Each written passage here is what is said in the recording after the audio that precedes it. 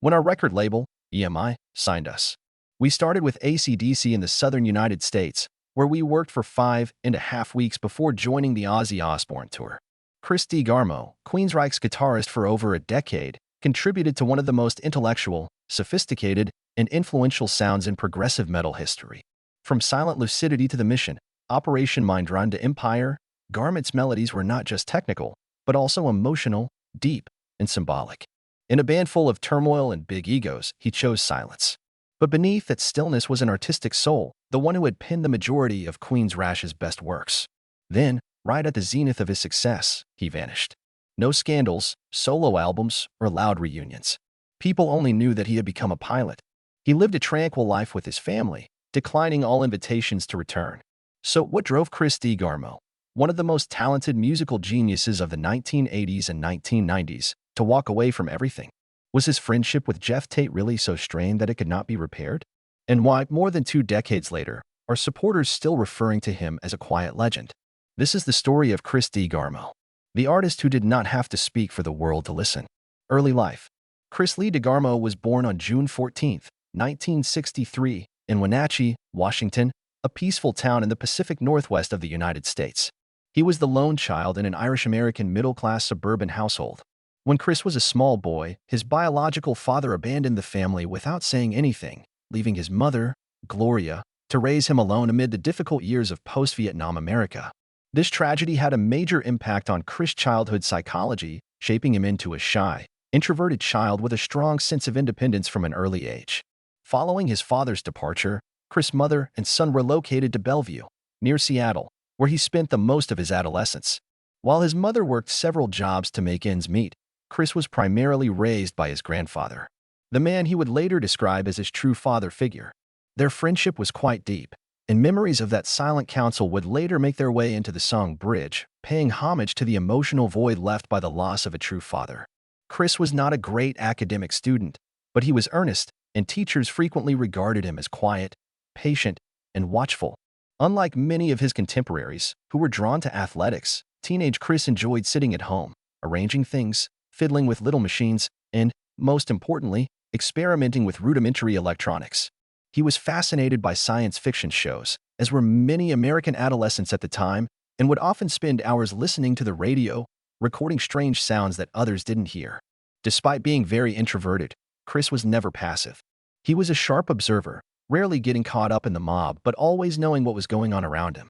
His reactions were slow, cautious, and generally guarded, reflecting his solitary life and emotional deprivation during his formative years. Instead of sports or large social groups, Chris preferred quiet areas where he could concentrate and work alone. He never sought attention, nor did he feel compelled to express himself freely. To friends and neighbors, Chris was simply a good child who never created trouble but also never revealed anything. Later in life, Chris DeGarmo rarely discussed his past, save for one instance when he stated, "Growing up without a father taught me how to stand on my own." It wasn't a bad childhood, but it was certainly a challenging start, one that shaped the calm, private man that the public knows today. Chris DeGarmo began his musical career discreetly, without any training and coming from a non-artistic household.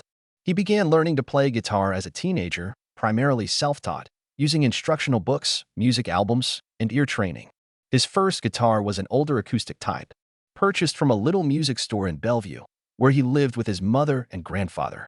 In high school, Chris met Scott Rockenfield, a formidable drummer who shared his interest in metal. The two rapidly became friends and began performing music together in Rockenfield's garage. During this period, they were heavily influenced by bands such as Iron Maiden, Judas Priest, Rush, and Pink Floyd, which were noted for their technical accuracy, complex song structures, and intellectual profundity. Chris' first band was Joker, a small local outfit that performed at school parties and small bars. However, he was quickly replaced by another guitarist who simply had better equipment. This was Chris's first painful lesson in the practical side of the music business, where ability isn't always enough. He took a short break, but instead of giving up, he started writing his own music and created a new band named Tempest, later renamed as DHW, which stands for DeGarmo, Wilton, and Hunter. Chris formed the band Cross Plus Fire, later known as The Mob, with Scott Rockenfield and Michael Wilton in 1980. They mostly played versions of Iron Maiden and Judas Priest at school events and small gatherings. The chemistry between Wilton, known for his aggressive riffing, and DeGarmo, who preferred melody and harmony, soon established the group's character. Chris was never the fastest or flashiest soloist, but his playing was clear, layered, and always served the song's overall purpose. By the end of 1982, they had started creating original songs and recorded a 4-song demo.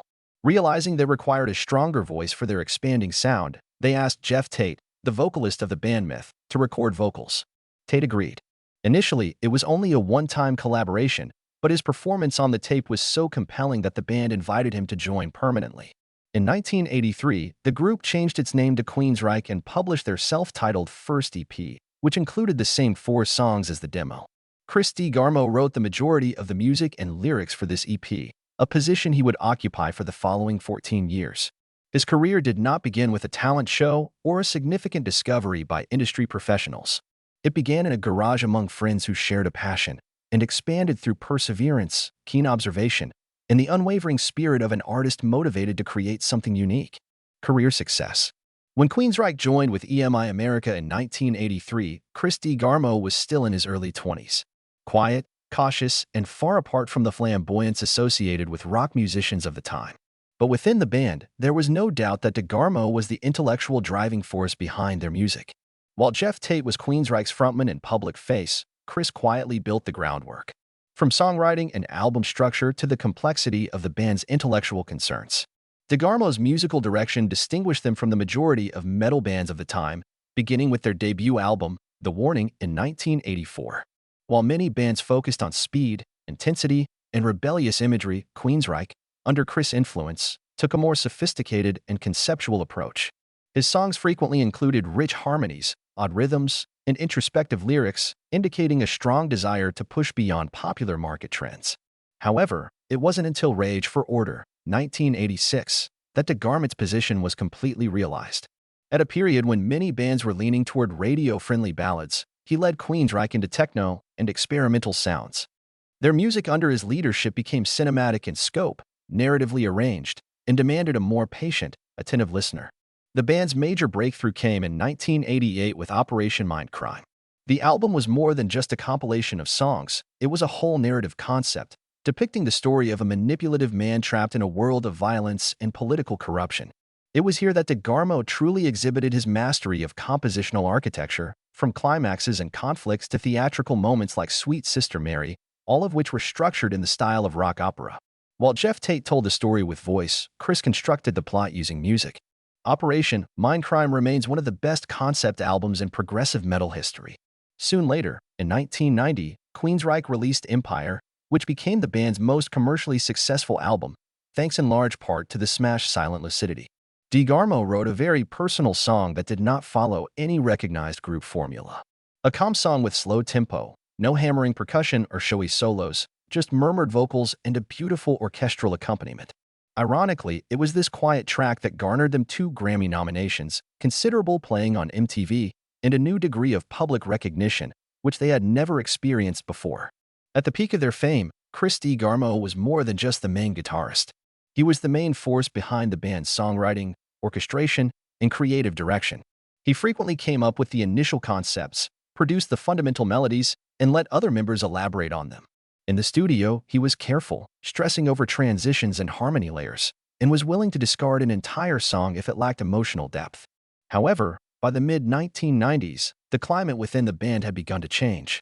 After releasing Promised Land in 1994, an introspective album that reflected exhaustion and doubt among the group, Chris began to lose interest in recording and performing. He never expressed anything in public, but others close to the band noticed. DeGarmo no longer identified with Queensryche. Here in the Now Frontier, released in 1997, was his final album with the group. By then, the music had become more straightforward, less experimental, and influenced by the burgeoning alternative movement. Chris continued to fulfill his duty by writing, playing, and touring, but his bond with the band had diminished. There were no major confrontations or explosive consequences, just a gradual drift apart that culminated in his choice to walk away. Chris DeGarmo officially left Queensryche in June 1997, following a 14-year tenure. He did not hold a press conference, issue a farewell message, or do media interviews. He simply retreated from the spotlight, as he had done for much of his career, allowing his music to speak for him. Many saw DeGarmo's departure as the end of Queensryche's golden era, not only because they lost a superb guitarist, but also because they lost the person who anchored their identity by blending emotions, intellect, and integrity. And, perhaps most importantly, he left while still at the top, leaving behind a musical legacy that did not require a comeback or solo record to show its importance. Chris DeGarmo quit Queensryche in 1997 with no formal explanation. There is no press release or parting message for fans. For many, his abrupt departure while the band was still at its peak seemed perplexing. For those who genuinely understood him, it made perfect sense, quiet, uncompromising, and final, just like the man himself. Instead of pursuing a solo career or joining another band, DeGarmo decided to leave the music industry entirely. He continued a lifelong passion in flying, training to become a professional pilot. Unlike many artists who leave bands to pursue solo success, Chris began a new life, one without stages, tours, or media coverage.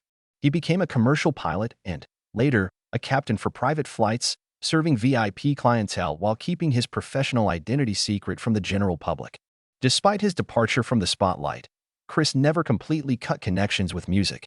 In 1998, just a year after leaving Queensryche, he joined Jerry Cantrell's solo tour as a supporting guitarist. He also played slide guitar on Anger Rising from Cantrell's 2002 album Degradation Trip. However, this was a brief collaboration that did not extend beyond that. Shortly after, he founded Spies for Darwin with a few other rock musicians, including Alice in Chains and SpongeBob. The group was experimental and personal, not commercial.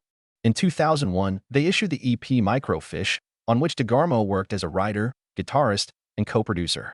However, as with all of his post-Queensryche activities, the project received little attention, was never toured, and was quietly terminated after a short period of time. Chris unexpectedly reunited with Queensryche in 2003 to record their Tribe album. Initially invited in to contribute a few songs, he eventually became more active, recording with the band and even appearing in promotional images. Fans hoped expecting a full-fledged reunion, but plans quickly fell apart. When the record was published, DeGarmo did not participate in the promotional tour and disappeared from band activities again. Later, Jeff Tate verified that the door with Chris had closed, indicating that the residual tensions between them had never been resolved. After the unsuccessful reunion, DeGarmo stayed away from public music for nearly a decade.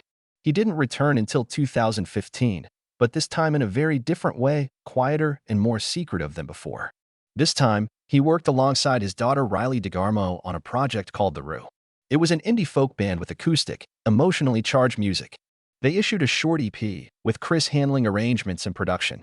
No music videos, no tours, simply a family project that was entirely creative and in keeping with the tranquil lifestyle he had chosen. In 2018, his name appeared again, this time in the credits of Alice in Chains' album Rainier Fog, where he played acoustic guitar on the track drone. It was a brief, unpublicized performance, but it reinforced his silent bond with his old Seattle music scene friends, even if he rarely went into the spotlight. For many performers, leaving a successful band is a risky decision. But Chris DeGarmo never saw it as a risk. He did not go away because he had failed. He walked away since he had accomplished his goals and desired a new way of life.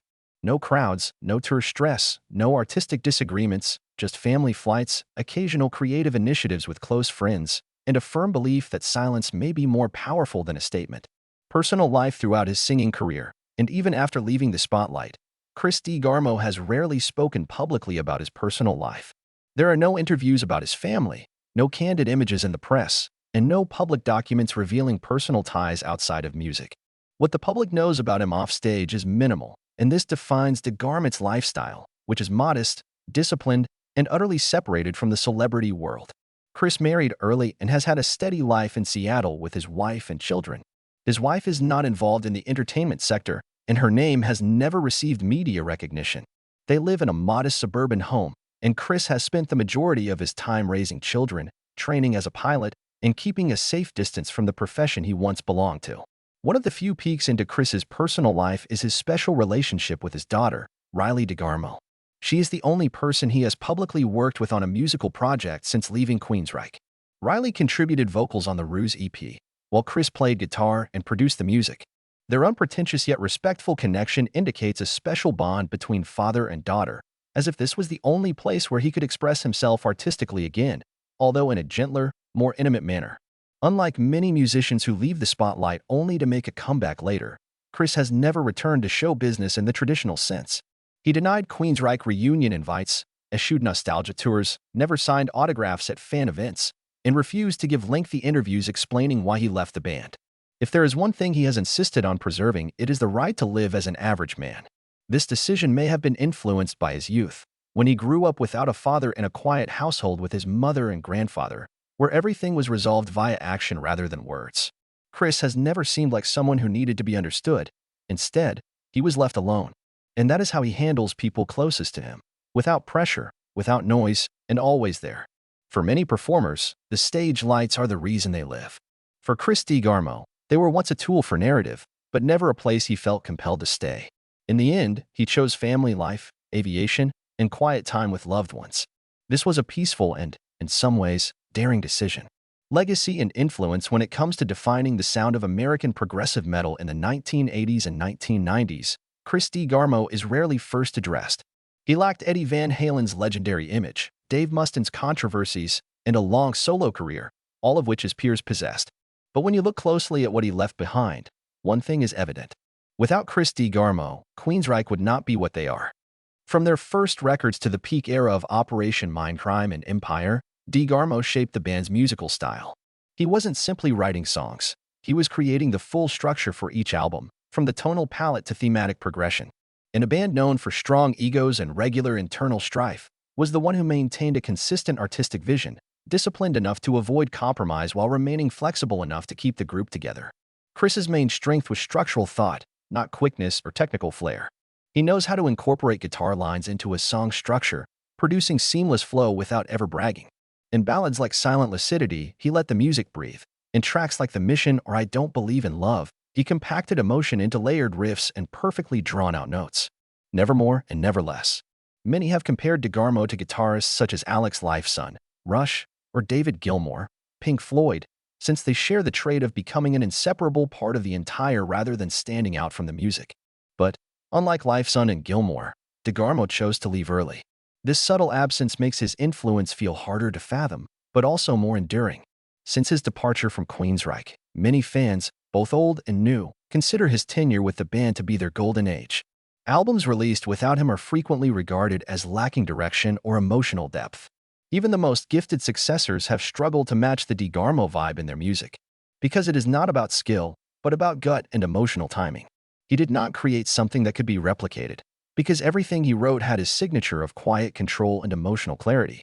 Many modern progressive metal guitarists, including John Petrucci, Dream Theater, Paul Mavidal, Cynic, and even artists from later metalcore generations, see DeGarmo as one of the first to demonstrate that metal could tell stories, show grief, and be meaningful, without losing any potency.